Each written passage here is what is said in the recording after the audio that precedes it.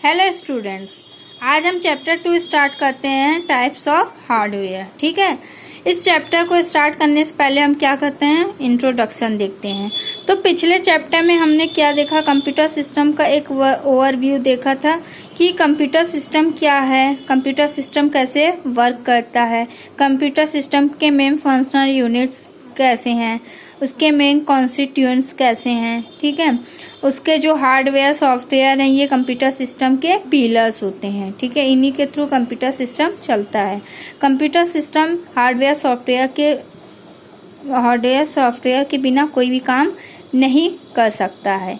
तो इस चैप्टर में हम बात करेंगे हार्डवेयर सिस्टम के टाइप्स, जो इसके वेरियस टाइप्स हैं हार्डवेयर के, उसके बारे में हम बात करेंगे इस चैप्टर में। ठीक है, कि हार्डवेयर के क्या कंट्रीब्यूट हैं कंप्यूटर सिस्टम में। फिर नेक्स्ट टॉपिक है हमारा computer system and overview. Computer system का एक ओवरव्यू हम देखेंगे। सबसे पहले हम जो वेरियस टाइप्स ऑफ हार्डवेयर हैं उसको हम स्टार्ट करने से पहले हम रिकॉल करेंगे तो पिछले चैप्टर में हमने क्या पढ़ा था। तो फिगर 2.1 के थ्रू हम कंप्यूटर सिस्टम को समराइज करेंगे। ठीक है, इस चैप्टर में हम आगे पढ़ेंगे hardware parts of computer system. जो कंप्यूटर सिस्टम के हार्डवेयर हैं उसके हम पार्ट्स को पढ़ेंगे। तो यहाँ हम देख रहे हैं कंप्यूटर सिस्टम। कंप्यूटर सिस्टम क्या है? Computer system is an electronic device. ये एक इलेक्ट्रॉनिक डिवाइस है। इसके टाइप्स, कंप्यूटर सिस्टम जो होते हैं ये 3 टाइप्स के होते हैं: digital computer, analog computer, hybrid computer. फिर यहाँ पे कंप्यूटर सिस्टम जो है इसको वर्क के अकॉर्डिंग इसको डिवाइड किया गया है, हार्डवेयर और सॉफ्टवेयर। इसको 2 पार्ट्स में डिवाइड किया है इसके काम के लिए। हार्डवेयर क्या है? Tangible physical parts. Computer hardware जो होते हैं कंप्यूटर सिस्टम की जितने भी फिजिकल पार्ट्स होते हैं जिनको हम छू सकते हैं, देख सकते हैं, वो हमारे हार्डवेयर होते हैं। सॉफ्टवेयर क्या होते हैं? जितने भी प्रोग्राम्स और इंस्ट्रक्शंस कंप्यूटर में सेव होते हैं वो क्या होते हैं? सॉफ्टवेयर होते हैं, जिनको हम सिर्फ देख सकते हैं, छू नहीं सकते हैं। अब यहाँ पे हार्डवेयर जो है ये भी 4 पार्ट्स में डिवाइड है: CPU, memory, input devices, output devices. CPU क्या है? सेंट्रल प्रोसेसिंग यूनिट है। ठीक है, सेंट्रल प्रोसेसिंग यूनिट है। और ये क्या है? ये इंस्ट्रक्शंस को कैरी करता है और उसको ऑपरेट करता है। किससे कैरी करता है? इनपुट डिवाइस के थ्रू कैरी करता है। मेमोरी जो डेटा को होल्ड करता है। ठीक है, डेटा को पकड़ रखता है जब तक प्रोग्राम जो है वो प्रोड्यूस ना हो जाए तब तक ये होल्ड किया रहता है। इनपुट डिवाइस क्या होता है? जो कि डेटा और इंस्ट्रक्शंस कंप्यूटर को प्रोवाइड करता है रीडेबल फॉर्म में। मतलब कंप्यूटर जिस फॉर्म में रीड कर सके उस फॉर्म में ये प्रोवाइड करता है कंप्यूटर को। और इनपुट डिवाइस की एग्जांपल्स हैं कीबोर्ड, माउस, जॉयस्टिक, स्कैनर। इन सब के थ्रू हमारे डेटा और इंस्ट्रक्शंस कंप्यूटर के अंदर इनपुट होते हैं। फिर नेक्स्ट है हमारा आउटपुट डिवाइस। आउटपुट डिवाइस क्या करता है? ये डेटा को प्रोसेस होने के बाद प्रोड्यूस करता है ह्यूमन रीडेबल फॉर्म में। मतलब जिस फॉर्म में, ऐसे फॉर्म में जिसमें ह्यूमन बींग्स जो होते हैं वो पढ़ सकें डेटा को। ठीक है, इसके एग्जांपल्स हैं मॉनिटर, प्रिंटर, स्पीकर्स, प्लॉटर्स। ये सब आउटपुट डिवाइसेस होते हैं। इनके थ्रू डेटा आउटपुट जो होता है, रिजल्ट जो होता है वो हमको प्राप्त होता है। फिर यहाँ सीपीयू जो होते हैं वो 2 पार्ट्स में होते हैं, प्राइमरी मेमोरी और सेकेंडरी मेमोरी। ठीक है, ये सीपीयू के पार्ट्स नहीं होते हैं, ये होते हैं मेमोरी के पार्ट्स। यहाँ पे बुक में जो होता है, बुक में मिस्टेक होने की वजह से ये दिखा रहा है। यहाँ पे क्या होता है, प्राइमरी मेमोरी हम जान लेते हैं प्राइमरी मेमोरी और सेकेंडरी मेमोरी क्या होता है, आगे हम इसको डिटेल में पढ़ेंगे इस चैप्टर में। ठीक है, प्राइमरी मेमोरी क्या होता है? जब तक डेटा जो होता है आउटपुट डिवाइस के थ्रू प्रोड्यूस ना होता है तब तक प्राइमरी मेमोरी इसको होल्ड किया रहता है। और ये 2 फॉर्म में होता है, रैम एंड रोम। रैम क्या होता है? Random access memory. Random access memory supports read and write operation. मतलब इस मेमोरी में क्या होता है, ये दोनों को सपोर्ट करता है, रीड करने के लिए भी सपोर्ट करता है और राइट करने के लिए भी सपोर्ट करता है ये मेमोरी। और रोम जो होता है रीड ओनली मेमोरी। इसके नाम से पता चल रहा है रीड ओनली मेमोरी, मतलब ये राइट करने के लिए सपोर्ट नहीं करता, ये सिर्फ रीड करने के लिए करता है। फिर नेक्स्ट है सेकेंडरी मेमोरी। ये क्या करता है, प्रोग्राम्स को, फाइल्स को लंबे समय के लिए स्टोर करता है। जैसे इसके example hard disk, CD, DVD, pen drive etcetera. इन सब चीज़ों में हम क्या करते हैं, लंबे समय तक हम डेटा को स्टोर कर सकते हैं, चाहे जितने समय तक के लिए हम डेटा को स्टोर कर सकते हैं। लेकिन रैम जो होता है ये लंबे समय तक स्टोर, रैम क्या, ये प्राइमरी मेमोरी जो होता है ये लंबे समय के लिए स्टोर नहीं करता। ठीक है, ये सीपीयू के अंदर रहता है, ये लंबे समय के लिए स्टोर नहीं करेगा। मतलब जब तक डेटा प्रोसेस होगा और जब तक डेटा आउटपुट के थ्रू आ नहीं जाता तभी तक वो स्टोर करेगा। जैसे ही डेटा आउटपुट के थ्रू बाहर आ जाएगा ये प्रोसेस फिर होल्ड मेमोरी को, अरे जो हमारा डेटा इंस्ट्रक्शंस होता है उसको सेव नहीं करता है, मतलब उसको होल्ड नहीं करेगा। तो ये फिगर से क्या होता है, कंप्यूटर सिस्टम हमें समझ में आ गया। कंप्यूटर सिस्टम क्या है, उसके पार्ट्स क्या हैं, वो कितने पार्ट्स में डिवाइड हैं, फिर उन पार्ट्स को कैसे डिवाइड किया गया है। ये कंप्यूटर सिस्टम जो हम चैप्टर 1 में पढ़े थे इसका एक छोटा सा ओवरव्यू है। ठीक है, तो फिर हम आगे देखते हैं कंप्यूटर सिस्टम के जो हार्डवेयर हैं। 2.1 में हमने देखा कंप्यूटर सिस्टम के जो हार्डवेयर हैं वो कैसे डिवाइड हैं। तो यहाँ पे सीपीयू जो है सेंट्रल प्रोसेसिंग यूनिट, एक हार्डवेयर जो है कंप्यूटर सिस्टम का ये है सीपीयू। फिर है मेमोरी। मेमोरी में भी दो तरह के होते हैं, प्राइमरी मेमोरी जिसको हम इंटरनल मेमोरी भी कह सकते हैं, ये इसके दो पार्ट्स होते हैं, ROM and RAM, read only memory, random access memory. Secondary memory, इसको हम सेकेंडरी मेमोरी भी कहते हैं और ऑक्सिलरी मेमोरी भी कहते हैं। जितने भी स्टोरेज डिवाइसेस होते हैं जहाँ पे हम अपने डेटा को, अपने फाइल्स को लंबे समय के लिए स्टोर कर सकें वो हमारे क्या कहलाते हैं, सेकेंडरी मेमोरी। जैसे hard disk, CD, DVD, pen drive, ये सब हमारे क्या हैं, सेकेंडरी मेमोरी हैं। फिर एक हम देखेंगे इनपुट डिवाइसेस, आउटपुट डिवाइसेस। तो ये जो डिवाइसेस हैं ये हार्डवेयर के ही पार्ट्स होते हैं। कंप्यूटर सिस्टम में जितने भी हार्डवेयर पार्ट्स होते हैं ये वही हार्डवेयर हैं। ठीक है, तो हमने हार्डवेयर के टाइप्स को हमने देख लिया। अब हम इसमें देखते हैं memory in a computer system. Computer system में जो मेमोरी होता है वो कैसा होता है, ठीक है, कौन सा मेमोरी होता है। तो सीपीयू में क्या है, कंप्यूटर सिस्टम का जो रियल ब्रेन है, ठीक है, मतलब कंप्यूटर सिस्टम जो भी प्रोसेस करता है या जो भी प्रोसेसिंग करता है उसके पीछे किसका दिमाग होता है, जो ब्रेन होता है वो किसका होता है, सीपीयू का होता है। इसीलिए सीपीयू को कहा जाता है CPU is the brain of computer.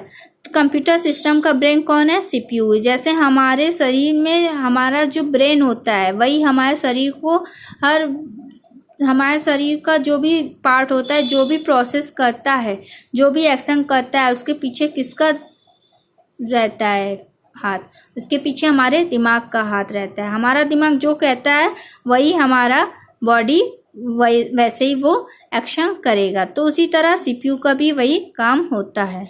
ठीक है, इसमें क्या होता है, इसमें इंस्ट्रक्शंस को, डेटा को प्रोसेस किया जाता है सीपीयू में, और सीपीयू को प्रोसेस करने के बाद यहाँ क्या होता है, प्रोसेस करने के बाद उसको दे दिया जाता है, आउटपुट डिवाइस के थ्रू प्रोड्यूस हो जाता है। जैसे कुछ इंस्ट्रक्शंस सीपीयू को मिल जाता है, मल्टीप्लाई 7 और 9, 7 और 9 को मल्टीप्लाई करना है। तो जैसे हमने इस फॉर्म में दे दिया या हमने इस फॉर्म में दे दिया a = 7 × 9, इस तरह से हम इंस्ट्रक्शंस दे देते हैं। तो कंप्यूटर समझ जाता है और ये क्या करता है, ये ALU के पास, ये हमारे इंस्ट्रक्शंस को, हमारे डेटा को ALU के पास भेज देता है। ALU जो उसके नाम में है, अरिथमेटिक एंड लॉजिकल यूनिट, ये क्या करता है, ये अरिथमेटिक कैलकुलेशन या लॉजिकल कैलकुलेशन का काम करता है। तो ALU के पास जब चला जाता है तो ALU हमें फाइनल रिजल्ट दे देगा 63। ठीक है, तो मेमोरी का काम क्या होता है, अब मेमोरी का रोल क्या है, मेमोरी क्या करता है, जब भी सीपीयू जब भी कोई भी इंस्ट्रक्शंस या डेटा जो होता है प्रोसेस के दौरान, जो भी डेटा या इंस्ट्रक्शंस होता है, मेमोरी उसको क्या करता है, उसको स्टोर किए रहता है, उसको स्टोर किया रहता है। और ये स्टोर कैसे करता है, ये परमानेंटली स्टोर कर देता है या कुछ टाइम के लिए स्टोर करता है। तो यहाँ मेमोरी जो होते हैं, कंप्यूटर सिस्टम के जो मेमोरीज होते हैं वो 2 टाइप्स के होते हैं, मेन मेमोरी और प्राइमरी मेमोरी और इंटरनल मेमोरी। मेन मेमोरी को हम मेन मेमोरी भी कहते हैं, प्राइमरी मेमोरी भी उसको कहते हैं और इंटरनल मेमोरी भी कहते हैं। ये क्या करता है, ये एक ऐसा मेमोरी होता है जो डेटा और इंस्ट्रक्शंस को प्रोसेस के दौरान ही, सिर्फ प्रोसेसिंग के दौरान ही उसको होल्ड किए रहता है, मतलब उसको वो उसी समय स्टोर किए रहेगा, उसके बाद वो उसको स्टोर नहीं करेगा। तो ये क्या होता है, ये टेम्पररी मेमोरी होता है, इसको टेम्पररी मेमोरी के नाम से भी जाना जाता है, क्योंकि ये जो होता है कुछ समय के लिए होल्ड करेगा, जब तक प्रोसेस होने के बाद डेटा चला नहीं जाता तभी तक ये होल्ड किया रहेगा। ऑक्सिलरी मेमोरी या सेकेंडरी मेमोरी या एक्सटर्नल मेमोरी, जो हमारा सेकेंडरी मेमोरी होता है उसको ऑक्सिलरी मेमोरी भी कहा जाता है, सेकेंडरी मेमोरी भी कहा जाता है, एक्सटर्नल मेमोरी भी कहा जाता है और परमानेंट मेमोरी भी उसको कहा जाता है। ये एक ऐसा मेमोरी होता है जो डेटा और फाइल्स को यूज़ करने के बाद भी इसको स्टोर किया रहता है, जैसे कि परमानेंट उसको स्टोर किया रहेगा। ठीक है, अब यहाँ जो मेमोरी है इसको हम आगे इसको डिटेल्स में हम पढ़ेंगे। अब पहले हम पढ़ते हैं यूनिट ऑफ मेमोरी, मेमोरी के यूनिट्स को हम पढ़ेंगे, मेमोरी के यूनिट्स को पढ़ेंगे। कंप्यूटर जो होता है, कंप्यूटर स्टोर करता है, प्रोसेस करता है डेटा और इंफॉर्मेशन को, वो किस फॉर्म में, वो बाइनरी नंबर के फॉर्म में उसको स्टोर करता है। बाइनरी नंबर क्या होता है, बाइनरी नंबर या तो 0 और 1 होता है। ठीक है, 0 क्या रिप्रेजेंट करता है, ऑफ या लो वोल्टेज को डिनोट करता है, और 1 क्या करता है, रिप्रेजेंट ऑन को या हाई वोल्टेज को डिनोट करता है। और ये 0 और 1 जो होते हैं बाइनरी नंबर्स जो होते हैं, इसको हम बिट के नाम से भी जानते हैं, इसको हम बिट के नाम से भी जानते हैं। और बिट किसका शॉर्ट फॉर्म है, बिट हमारे बाइनरी डिजिट का शॉर्ट फॉर्म है। ठीक है, बाइनरी डिजिट का शॉर्ट फॉर्म है। और यहाँ पे क्या होता है, यहाँ जो कैरेक्टर्स होते हैं, यहाँ जो बिट के कैरेक्टर्स होते हैं, ये इसको इनकोड किया जाता है, मतलब इसको चेंज किया जाता है, इनकोडिंग स्कीम में चेंज किया जाता है।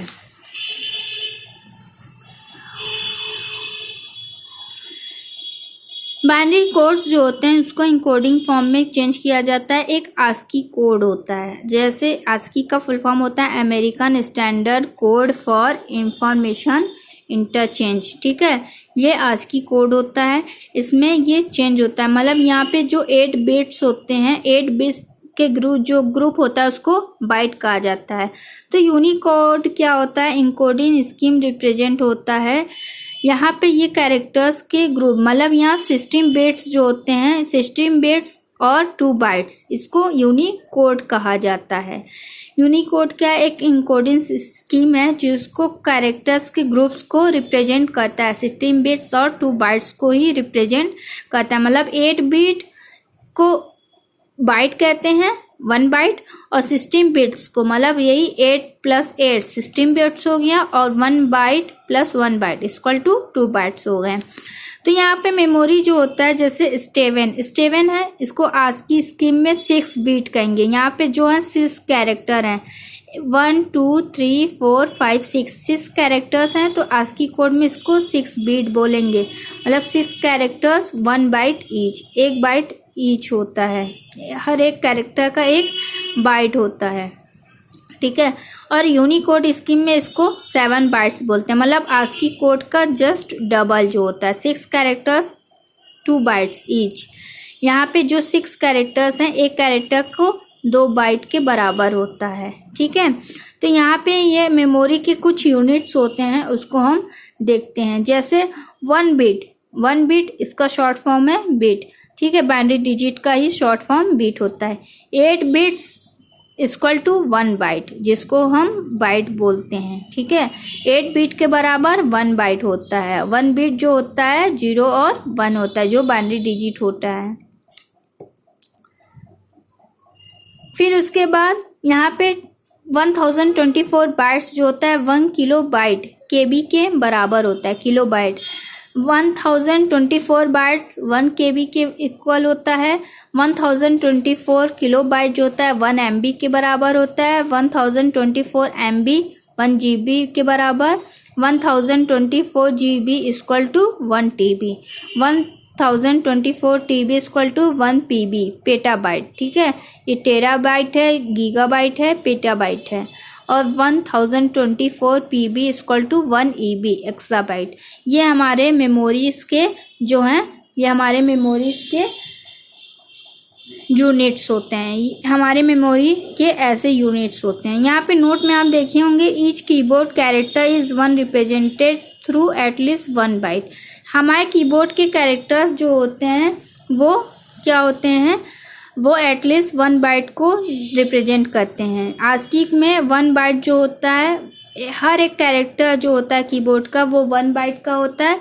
और यूनिकोड में हर कैरेक्टर जो होता है वो 2 बाइट्स का होता है। जैसे हमने ऊपर आपको स्टेप 1 में दिया था, आस्की में इसको 6 बाइट को मानेंगे। ठीक है, हर कैरेक्टर्स का 1 बाइट होता है, लेकिन यूनिकोड में इसको 12 बाइट्स हम मानेंगे। फिर हम देखेंगे मेन मेमोरी। ठीक है, मेन मेमोरी या प्राइमरी मेमोरी। इसमें हम क्या करेंगे, ये हमारे मेमोरी जो होते हैं कंप्यूटर सिस्टम के मेन या इंटरनल मेमोरी होते हैं। ठीक है, ये प्रोग्राम्स को, डेटा को स्टोर करते हैं। जब तक कंप्यूटर रन करेगा तब तक ये स्टोर करेगा। ये मेन मेमोरी जो होता है 2 तरह के होते हैं, 2 टाइप्स के होते हैं। एक होते हैं रोम, एक होते हैं रैम। रोम जो होता है रीड ओनली मेमोरी होता है। रैम जो होता है रैंडम एक्सेस मेमोरी होता है। अब हम देखेंगे रीड ओनली मेमोरी क्या है। रीड ओनली मेमोरी जो होता है ये क्या करता है, ये मेमोरी इंफॉर्मेशन को स्टोर करता है और ये क्या करता है, ये चेंज नहीं कर सकता। ये सिर्फ रीड कर सकता है, मतलब इसमें कोई भी चेंज नहीं कर सकता, कोई भी राइट नहीं कर सकता, सिर्फ इसको रीड कर सकता है, इसमें चेंजेस नहीं करेगा। रोम जो होता है ये क्या होता है, सिर्फ रीड करेगा और इसमें कोई भी रिटन फॉर्म में नहीं कर सकता है। और ये क्या होता है, ये इंस्ट्रक्शंस को, जैसे कंप्यूटर जब तक वर्क रहेगा, कंप्यूटर जब तक ऑन रहेगा, ये इंस्ट्रक्शंस को क्या करेगा, ये इंस्ट्रक्शंस को स्टोर किया रहेगा। और जब कंप्यूटर क्या होगा, कंप्यूटर रोम में क्या होता है, एक और भी चीज़ें होती हैं, जब यहाँ पावर ऑफ हो जाएंगे तब भी ये रोम में डेटा स्टोर रहेगा, मतलब डेटा यहाँ से लॉस नहीं होगा। रोम में डेटा लॉस नहीं होता है, जब तक कंप्यूटर ऑन रहेगा तब भी डेटा रहेगा, ऑफ हो जाएगा तो भी डेटा इसमें रोम में रहता है। रैंडम एक्सेस मेमोरी जो होता है ये इंटरनल मेमोरी है, जो कि ये रीड के साथ साथ रिटन फॉर्म में भी होता है, इसलिए इसको रैम बोलते हैं, रैंडम एक्सेस मेमोरी। ठीक है, यहाँ कंप्यूटर क्या करता है, when people talk about computer memory in connection with computer then usually mean the RAM. यहाँ जब भी कंप्यूटर मेमोरी की बात करते हैं तो इसका मतलब होता है यहाँ पे रैम की बात होती है। रैम जो होता है वोलाटाइल मेमोरी होता है। रैम को वोलाटाइल मेमोरी के नाम से भी जाना जाता है। इसमें क्या होता है, जब तक यहाँ पावर ऑन रहेगा तब तक क्या होगा, इसमें कंटेंट्स जो इंफॉर्मेशन डेटा होता है वो रहता है। जैसे ही पावर ऑफ हो जाता है यहाँ की जो डेटा इंस्ट्रक्शंस होते हैं वो क्या होते हैं, वहाँ ये क्या होते हैं, इसके लॉस हो जाते हैं। यहाँ पे डेटा जो होता है लॉस हो जाता है, इसीलिए इसको वोलाटाइल बोलते हैं कि जब तक कंप्यूटर चलेगा तब तक डेटा रहेगा, जब कंप्यूटर बंद हो जाएगा या लाइट ऑफ हो जाएगा तो डेटा जो होगा वो उड़ जाएगा, इसीलिए इसको वोलाटाइल बोलते हैं। ठीक है, अब यहाँ पे रैम के कुछ लिमिटेशंस हैं। ठीक है, यहाँ रैम की कुछ लिमिटेशंस हैं। क्या लिमिटेशन है कि इसकी जो स्टोरेज कैपेसिटी है वो लिमिटेड है। ठीक है, ये वोलाटाइल नेचर का होता है। यहाँ कंटेंट्स जब पावर ऑफ हो जाएगा, कंटेंट्स जो होता है वो रिमूव हो जाता है। फिर फिगर हम देखेंगे, यहाँ फिगर है रैम, रोम और सीपीयू का। सीपीयू जो मदरबोर्ड में होता है, ठीक है, ये हमारा सीपीयू है। ये हमारा ये जो बॉक्स आप देखते हैं सीपीयू, वो पूरा बॉक्स जो होता है वो पूरा सीपीयू नहीं होता है, उसमें एक छोटा सा ये जो पार्ट होता है ये सीपीयू होता है। तो ये हमारा रोम है, नॉन वोलेटाइल, यहाँ से डेटा जो होता है वो गायब नहीं होगा। और ये रैम है, यहाँ से डेटा जो होता है वो गायब हो जाता है, ठीक है। सीपीयू में आप देखें दोनों जो है सीपीयू से अटैच होते हैं, रैम और रोम दोनों अटैच होते हैं। ये रैम जो होता है वोलाटाइल होता है, रोम जो होता है नॉन वोलाटाइल होता है, ठीक है। फिर यहाँ हम नोट में देखेंगे, both RAM and ROM are refer to as immediate access storage, इसको IAS बोलते हैं, because CPU can access the data so quickly compare to data is back in storage the secondary memory. यहाँ पे क्या होता है, रैम एंड रोम जो होता है, जब सीपीयू जब उसको तुरंत अगर डेटा को कोई भी कंपेयर करना है बैक, उसका स्टोरेज से क्या होता है, उसको बैकअप करना रहता है किसी भी डेटा। तो यहाँ ये तुरंत वर्क करते हैं, रैम रोम जो होते हैं तुरंत वर्क करते हैं। जैसे कंप्यूटर में कोई भी डेटा इंस्ट्रक्शंस इनपुट होता है तो रैम जो होता है तुरंत उसको एक्सेस करता है, तुरंत उसको होल्ड कर लेता है। और फिर रोम क्या करता है, रोम जो होता है सेकेंडरी मेमोरी जो होता है उसे लंबे समय तक के लिए स्टोर कर लेता है। तो ये दोनों क्या होता है, इमीडिएट एक्सेस स्टोरेज के नाम से भी जाना जाता है, IAS के नाम से भी जाना जाता है। सीपीयू में जब भी तुरंत कोई भी एक्शन लेना होता है, डेटा को जब भी स्टोर करना होता है, उसमें इन दोनों का रोल रहता है।